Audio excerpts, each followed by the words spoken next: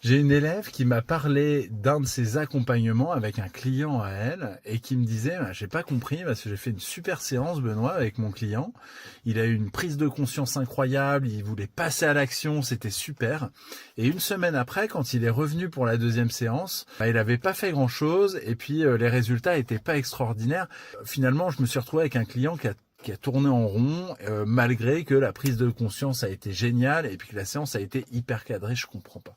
Et en fait, je lui ai posé cette question-là. Je lui ai dit, OK, l'inconscient de ton client t'en a fait quoi exactement? Et elle s'est rendue compte que la séance qu'elle a proposée, c'était une séance qui était beaucoup basée sur les outils et sur la tête, sur la compréhension, sur la prise de décision, sur le passage à l'action claire. C'est déjà génial quand on accompagne quelqu'un qu'on est capable de faire ça. Mais en fait, à l'intérieur de nous, il y a un inconscient. L'inconscient, il ne va pas changer par rapport à notre compréhension des choses.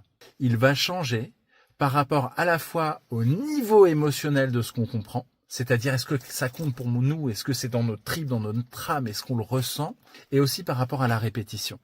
Et en fait, ce qu'elle avait oublié, c'était d'aller chercher le cœur du client, de dire ok, tu t'es rendu compte de ça pour toi, en quoi c'est important pour toi? Ton inconscient il dit quoi? Est-ce que ça résonne? Est-ce que ça te donne envie de pleurer ou est-ce que ça te donne une émotion incroyable? Est-ce que c'est puissant? Et si on va pas chercher ça, l'inconscient ne l'imprime pas et on va pas pouvoir faire des actions répétées qui auront un impact et une vraie transformation. Donc c'est pour ça que quand on accompagne quelqu'un, c'est important, oui, d'avoir le côté tête pour avoir la stratégie, pour que ce soit imprimé dans la réalité. Ça, c'est tous les outils de coaching, c'est super.